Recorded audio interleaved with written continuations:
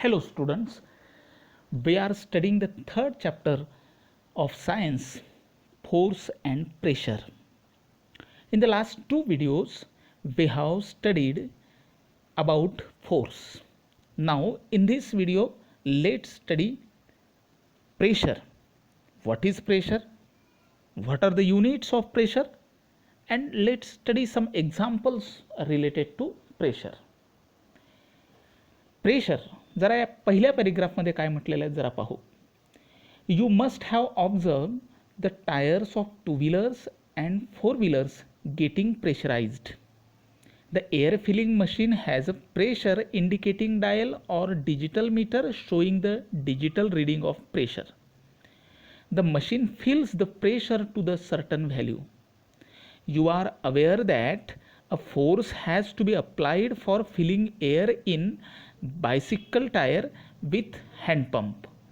By applying force, air pressure is increased and then air is pushed into the tire. Are force and pressure related? म्हणजे या paragraph वरून आपल्याला असं लक्षात येते की टू व्हीलर आणि फोर व्हीलरच्या चाकांमध्ये एअर फिलिंग मशीनने हवा भरली जाते.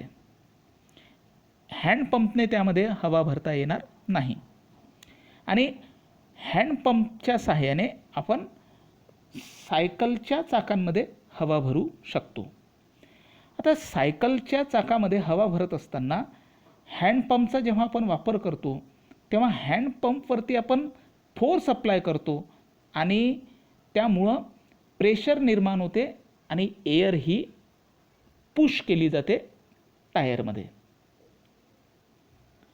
म्हणजेच फोर्सचा आणि प्रेशरचा संबंध आहेत हे आपल्याला लक्षात येतं. आता आपण ॲक्टिव्हिटी जे दिलेले आहेत हे जरा पाहू. Take some sharp pointed nails and push them into wooden plank by hammering on their heads. Now take a nail and hold it with its head on the plank and hammer it down from the pointed end. When pressing the drawing pins into the drawing board, they get into the board easily by applying force using the thumb. One can push the pins into board. On the contrary, while pressing the ordinary pins into the board with a thumb, the thumb may get hurt. म्हणजे इथे तीन उदाहरणं आपल्याला दिलेले आहेत. खिळ्याचं, nails म्हणजे खिळा, pin आणि ऑर्डिनरी पिन म्हणजे टाचणी. आता खिळा म्हटलं की खिळ्याला दोन एंड असतात. एक जाड असा हेड असतो आणि दुसरा एंड हा अगदी टोकदार असतो खिळ्याचा. आपण टोकदार एंड जर लाकडी फळीवरती ठेवलं आणि हेडवरती हॅमरिंग केलं म्हणजे फोर्स अप्लाय केला तर तो खिळा सहज त्या वुडन प्लँकमध्ये पेनिट्रेट होईल. आणि जर समजा आपण दुसरा प्रयोग केला, तोच खिळा घेतला किंवा तसाच एक दुसरा खिळा घेतला आणि पॉइंटेड एंडकडून हॅमरिंग केलं आणि हेडकडून तो वुडन प्लँकमध्ये घुसवण्याचा प्रयत्न केला तर तो त्यावेळी मात्र घुसणार नाही.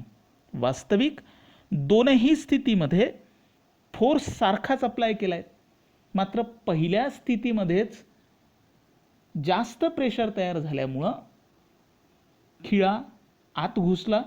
दुसऱ्या स्थितीमध्ये हेडकडून मात्र प्रेशर कमी तयार झाल्यामुळे तो खिळा त्या वुडन प्लँकमध्ये घुसला नाही, पेनिट्रेट झाला नाही.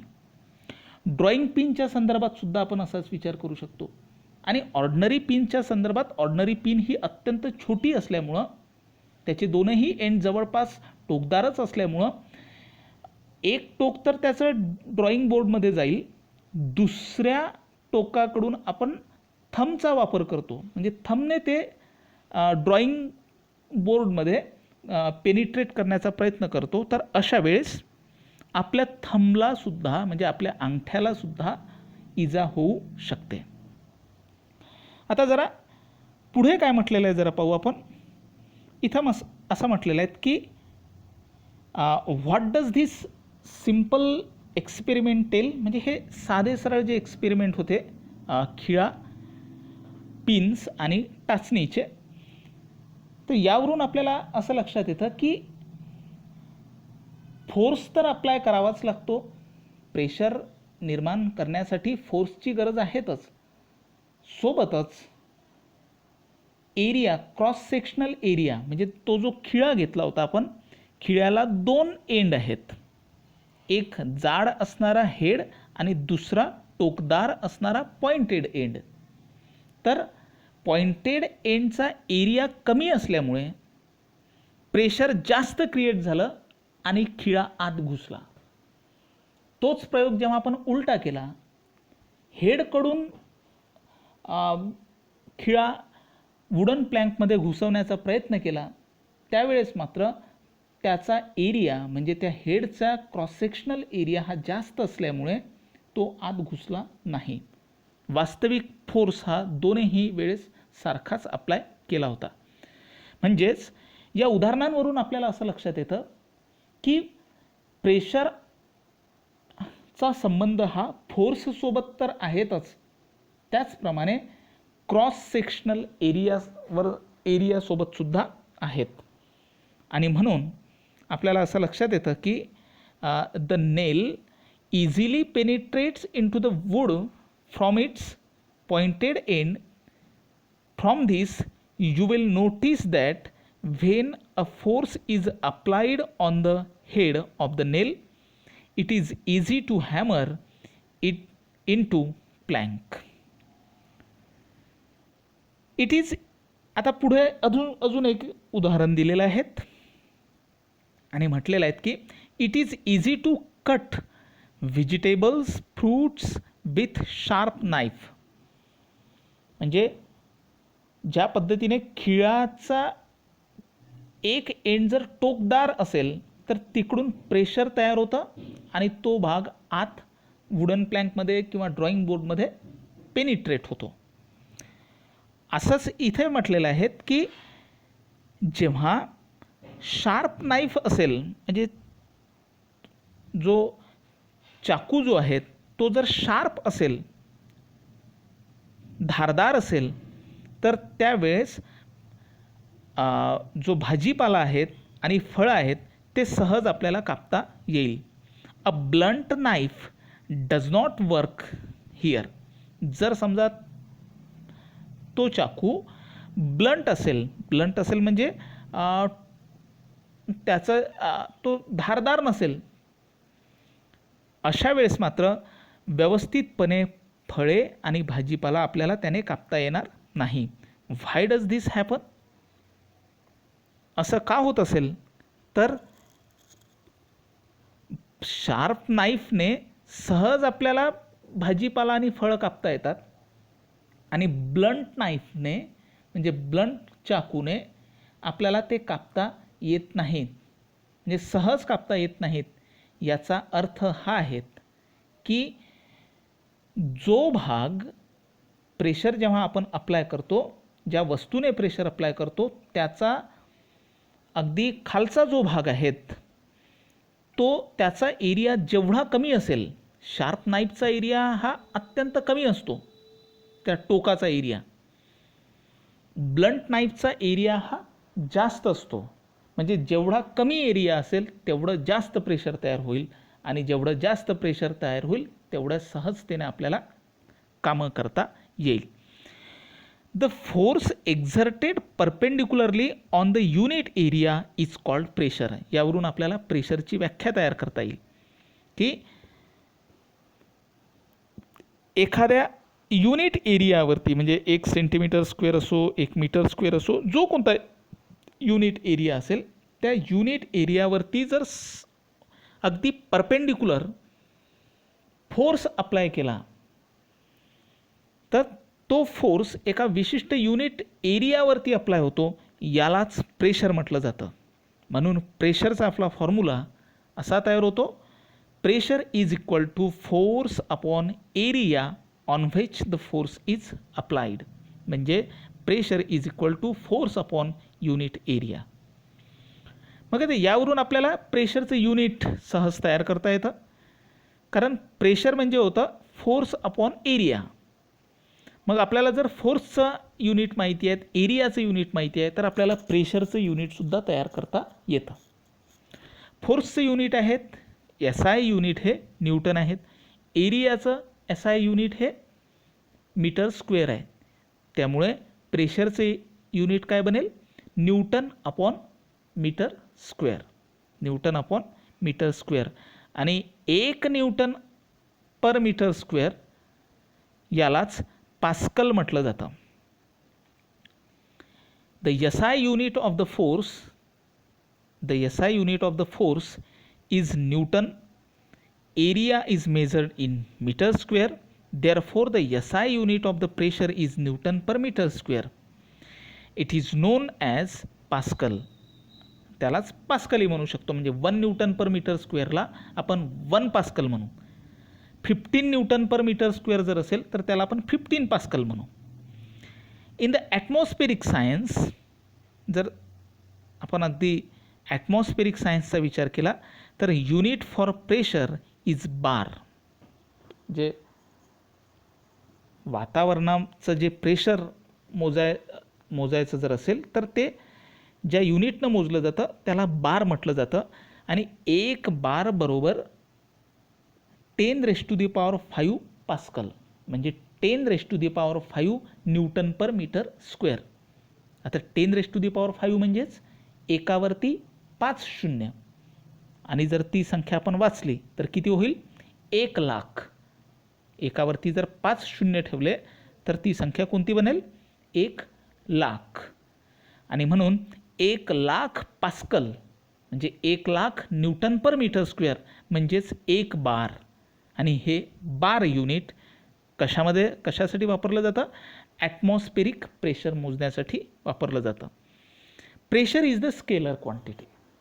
आपण आधी पाहिलेलं होतं की force is the vector quantity, कारण फोर्सला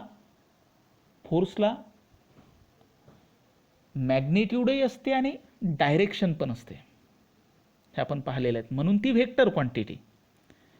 प्रेशरला मॅग्निट्यूड आहेत मात्र डायरेक्शन नाही आहेत, त्यामुळं ती कोणती क्वांटिटी झाली? Scalar quantity. इथे presently behave considering only the force acting on the area in a direction perpendicular to it. या वर्षी जे आपल्याला जो भाग शिकायचा आहे तो म्हणजे प्रेशर म्हणजे काय तर फोर्स पर एरिया जो परपेंडिक्युलरली अप्लाय होतो. पुढे इथे म्हटलेलं आहे की if area increases pressure reduces for same force. म्हणजे फोर्स जर सारखा असेल, म्हणजे जसं आपण खिळ्याचं उदाहरण घेतलं, म्हणजे टोकदार जर आपण हेडकडून हॅमरिंग केलं आणि टोकदार भाग हा वुडन प्लँकवरती ठेवला तर त्यावेळी जो फोर्स अप्लाय केला आणि दुसऱ्या कंडिशनमध्ये जेव्हा आपण उलटा केला, म्हणजे हेड हे वुडन प्लँकवरती ठेवलं, तर अशा वेळेससुद्धा जो फोर्स अप्लाय केला तो सारखाच होता. मात्र पहिल्या वेळेस जेव्हा टोकदार एंड हे वुडन प्लँकला लागलेलं होतं त्यावेळेसचा युनिट एरिया जो आहे, क्रॉस सेक्शनल एरिया जो आहे हा कमी होता. आणि जेव्हा क्रॉस सेक्शनल एरिया कमी असतो तेव्हा प्रेशर जास्त क्रिएट होतं आणि खिळा हा आत घुसतो. दुसऱ्या कंडिशनमध्ये आपण खिळा उलटा केला होता आणि त्याचा हेड हा वुडन प्लँकवरती ठेवला असताना फोर्स तर आधीच्या एवढाच अप्लाय केला, मात्र एरिया जास्त असल्यामुळे प्रेशर कमी क्रिएट झाला आहे आणि त्यामुळं उलट्या दिशेने तो खिळा वुडन प्लँकमध्ये गेला नव्हता. तर इथे तेच वाक्य म्हटलेलं आहे की इफ एरिया इन्क्रीजेस, म्हणजे तो cross sectional area, if area increases then pressure reduces for same force and if area decreases, जर एरिया जेवढा कमी असेल, जेवढा शार्प असेल, जेवढा टोकदार असेल, म्हणजे जेवढा कमी असेल एरिया, शार्प असणं, टोकदार असणं म्हणजे काय, त्याचा जो क्रॉस सेक्शनल एरिया आहे, जो भाग टच होतो,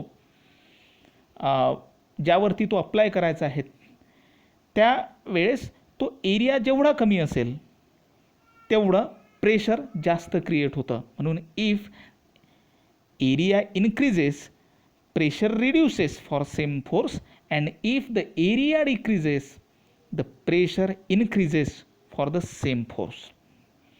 फॉर एक्झाम्पल, पुन्हा इथे काही उदाहरण दिलेलं आहेत. उंटाचं उदाहरण दिलेलं आहे, कॅमलचं उदाहरण दिलेलं आहे. For example, due to natural adaptation the bottom surface of camels feet are broad. Hence, the camel's weight is exerted on the large area and the pressure on the sand is reduced. This is why camel's feet do not penetrate into the sand and it becomes easy to walk. उंट म्हणजे camels हे वाळवंटामध्ये, वाळूमध्ये का व्यवस्थित चालू शकतात? तर उंटाचं वजन, weight म्हणजेच फोर्स हा तर खूप असतो, कारण उंट हा अतिशय मोठा प्राणी आहे, त्याचं वजन पण खूप जास्त आहे. मात्र त्याच्या पायाचा जो तळवा आहेत, बॉटम जे आहेत, हा ब्रॉड असतो आणि ब्रॉड असल्यामुळं त्याचा क्रॉस सेक्शन, त्या बॉटमचा क्रॉस सेक्शन एरिया हा जास्त होतो आणि एरिया वाढला की प्रेशर काय होतं, कमी होतं. आणि म्हणून तो उंट जो आहे त्याच्या पायाचा एरिया वाढल्यामुळं त्याचं प्रेशर त्या वाळूवरती कमी पडतं आणि म्हणून त्याचे पाय, त्या उंटाचे पाय त्या वाळूमध्ये रुतत नाही, तर ते सहज, म्हणजे तो उंट सहज त्या वाळूमध्ये चालू शकतो. आता हा भाग आपण या ठिकाणी पाहला, बरेच एक्झाम्पल पाहिले. खिळ्याचं उदाहरण असो, पिनचं उदाहरण असो, शार्प नाईफ, ब्लंट नाईफचं उदाहरण असो, की कॅमल्सच्या फीटचं उदाहरण असो. लक्षात येतं आपल्याला की pressure is depend on force as well as cross sectional area. Area जर वाढला तर प्रेशर कमी होतं आणि एरिया जेवढा कमी होईल तेवढं प्रेशर हे वाढतं, हे आपल्याला लक्षात येतं. मग आता यावर आधारित आपण एक्झाम्पल पाहू. फॉर्म्युला आपल्याजवळ आहेतच की pressure is equal to force upon area. यावर आधारित एक्झाम्पल तुमच्या या टेक्स्टबुकमध्येच अगदी शेवटी काही एक्झाम्पल दिलेले आहेत, त्यामध्ये आपण एक्झाम्पल पाहू, म्हणजे हा कन्सेप्ट अधिक क्लिअर होईल. या एक्झाम्पल 1मध्ये म्हटलेलं आहे की the area of bottom of tiffin box is 0.25 metre square. जे टिफिन बॉक्स तुम्हाला माहिती आहेत, त्याचा जो बॉटमचा एरिया आहे तो आहे 0.25 metre square and weight is 50 newton आणि वजन आहे 50 newton. Calculate the pressure exerted by the box on the shelf. तर त्या टिफिनचं काय प्रेशर बनेल शेल्फवरती हे आपल्याला काढून दाखवायचं आहे. एरिया आहे 0. गिवनमध्ये area is equal to 0.25 metre square. Weight of the box is 50 newton. Pressure is equal to question mark. Pressure is equal to force upon area, हा फॉर्म्युला माहिती आहे. फोर्स आहेत 50 न्यूटन अपॉन 0.25 मीटर स्क्वेअर आणि जर आपण सोडवलं तर आपल्याला मिळेल 200 न्यूटन पर मीटर स्क्वेअर, म्हणजे 200 पास्कल. म्हणजे प्रेशर किती होईल, 200 पास्कल. आता याच एक्झाम्पलमध्ये समजा टिफिनचा एरिया जो आहे हा 0.25 ऐवजी आपण समजा 1 मीटर स्क्वेअर घेतला. आता एवढा एरिया टिफिनचा नसतो, मात्र आपण समजून घेऊ. आणि प्रेशर आणि वेट जे आहेत, वेट मात्र 50 न्यूटन एवढंच घेऊ. तर मग काय होईल 50 न्यूटन अपॉन 1 मीटर स्क्वेअर बरोबर 50 upon 1 50 Newton per metre square. तर अशा वेळेस प्रेशर किती होईल 50 Newton per metre square 50 Newton per metre square. म्हणजे आधी म्हणजे ऑलरेडी त्या एक्झाम्पलमध्ये एरिया किती दिलेला आहे 0.25 मीटर स्क्वेअर. त्यावेळेस प्रेशर किती झालं 200 न्यूटन पर मीटर स्क्वेअर मिळालं. आणि जेव्हा आपण एरिया हा 1 मीटर स्क्वेअर घेतला, आता वास्तविक ते एक्झाम्पलमध्ये नाही आहेत आपण घेऊन राहिलो, समजा एरिया 1 मीटर स्क्वेअर घेतला म्हणजे एरिया हा 0.25 वरून 1 मीटर स्क्वेअर पूर्ण घेतला म्हणजे एरिया आपण वाढवला. एरिया जसा आपण वाढवला तसंच प्रेशर मात्र आता कमी झालं, ते किती होईल 50 न्यूटन पर मीटर स्क्वेअर. म्हणजे जेव्हा एरिया वाढतो तेव्हा प्रेशर हे कमी होतं आणि जेव्हा एरिया हा कमी होतो तेव्हा प्रेशर हे वाढतं, हे आपल्याला लक्षात येतं. दुसरं एक्झाम्पल आपण सध्या शिकायचो आहे तो भाग. तिसरं एक्झाम्पल पाहू. इथे म्हटलेलं आहे द एरिया, हे सॉल्व केलेले एक्झाम्पल आहे तुमच्या टेक्स्टबुकमधले. The area of tip of a screw is 0.5 millimetre square आहेत. म्हणजे 0.5 मिलीमीटर स्क्वेअर एवढा एरिया आहेत कशाचा स्क्रू जो आहे स्क्रूचं जे टीप आहेत पॉइंटेड एंड जो आहे त्याचा एरिया. अँड इट्स वेट, आणि त्याचं वजन आहे 0.5 न्यूटन. आता वेट म्हटलं की शेवटी वेट हे फोर्सच असते बरोबर आहेत, म्हणून फोर्स आहेत 0.5 Newton. Calculate the pressure in pascal exerted by the screw on the wooden plank. आणि जर तो स्क्रू आपण त्या वुडन प्लँकवर त्याचं किती प्रेशर पडेल.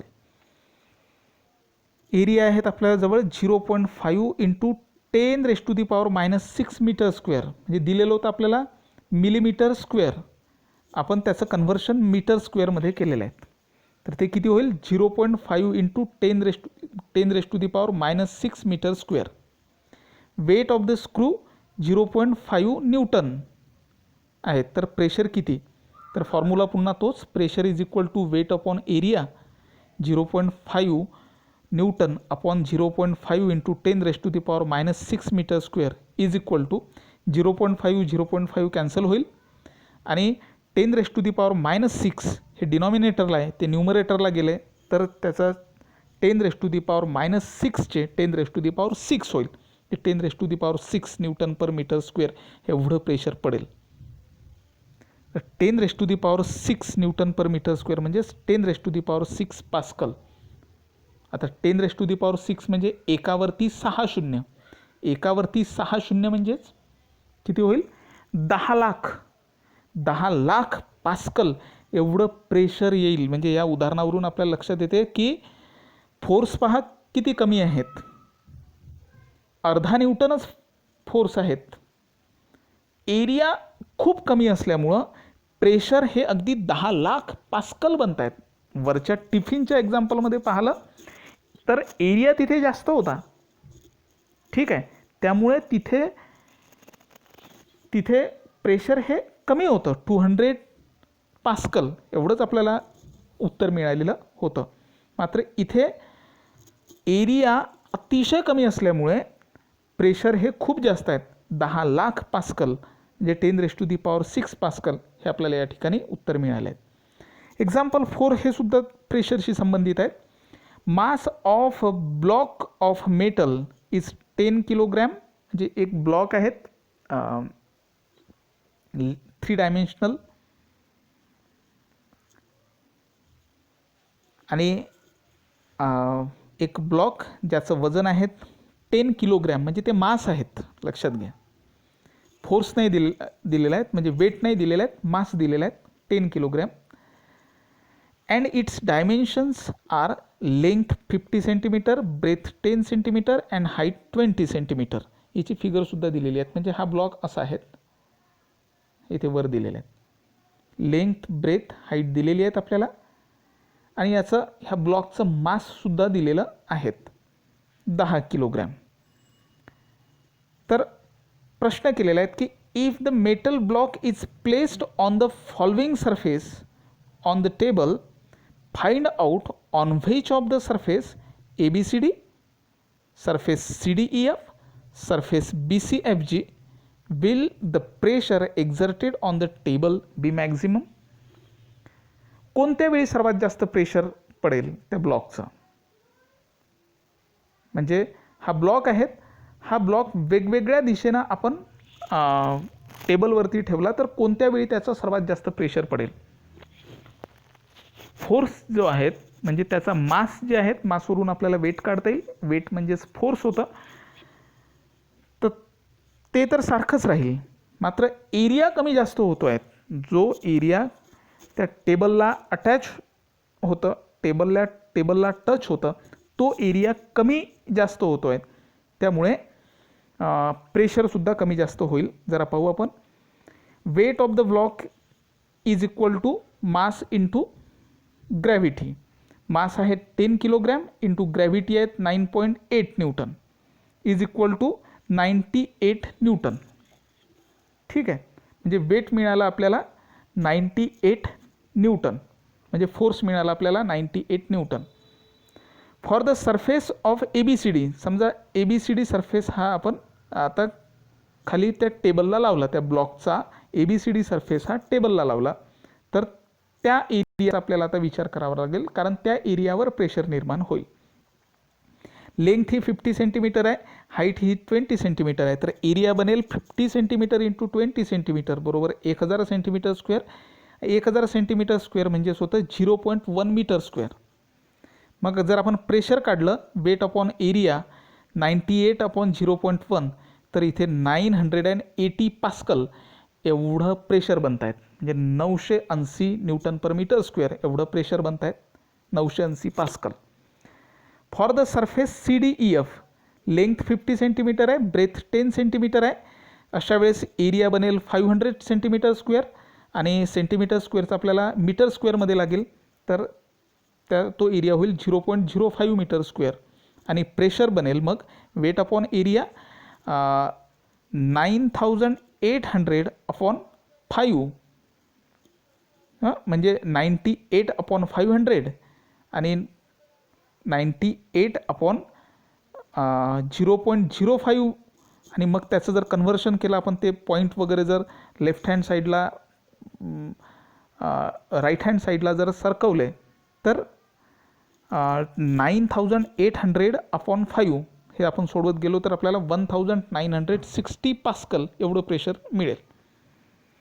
आणि for the surface BCFG, height 20 centimetre आहे, ब्रेथ 10 सेंटीमीटर आहे, एरिया बनेल 20 centimetre into 10 centimetre 200 centimetre square, metre स्क्वेअरमध्ये त्याचं कन्व्हर्शन 0.02 मीटर स्क्वेअर होईल. आणि प्रेशर बनेल weight upon area is equal to 98 upon 0.02 metre square. म्हणजेच आता डिनॉमिनेटरचा जर पॉईंट आपण शिफ्ट केला 2 स्टेपने जर आपण शिफ्ट केला तर वरचाही पॉईंट हा पुढे शिफ्ट होईल, म्हणजे 9800 अपॉन 2 जर केलं तर आपल्याला मिळेल 4900 पास्कल. तर लक्षात येईल आपल्याला प्रेशर कसं तयार झालं. पहिल्या वेळेस प्रेशर तयार झालं 980 पास्कल, दुसऱ्या वेळेस प्रेशर झालं 1960 पास्कल, तिसऱ्या वेळेस प्रेशर तयार झालं 4900 पास्कल. तर कोणत्या वेळेस सर्वात जास्त प्रेशर तयार झालं, तर maximum pressure when the area was BCFG, hence the smaller the area of the contact large is the pressure. म्हणजे एरिया ऑफ कॉन्टॅक्ट जेवढा कमी असेल तेवढं जास्त प्रेशर असेल. एरिया ऑफ कॉन्टॅक्ट पहा, सर्वात कमी हा BCFGचा एरिया हा सर्वात कमी आहे, 200 सेंटीमीटर स्क्वेअरच आहेत, म्हणजे 0.02 मीटर स्क्वेअरच आहेत, त्यामुळं त्याचं प्रेशर हे सर्वात जास्त तयार झालं 4900 पास्कल. अशा पद्धतीनं आपल्याला प्रेशरचे एक्झाम्पल सहज सोडवता येतात. फॉर्म्युला आहेत आपल्याजवळ, फोर्स अपॉन एरिया किंवा त्यालाच आपण वेट अपॉन एरिया असं म्हणू शकतो. यावरून तुम्हाला प्रेशर हा कन्सेप्ट अधिक चांगल्या पद्धतीनं समजलेला असेल. प्रेशर हे जसं फोर्सशी संबंधित आहे तसंच प्रेशर हे एरिया ऑफ कॉन्टॅक्ट याच्याशी संबंधित आहे. जेवढा एरिया ऑफ कॉन्टॅक्ट कमी असेल तेवढं प्रेशर हे जास्त असतं. हे आपल्याला यामधून शिकायला मिळालं. उरलेला भाग हा आपण पुढल्या व्हिडिओमध्ये पाहू.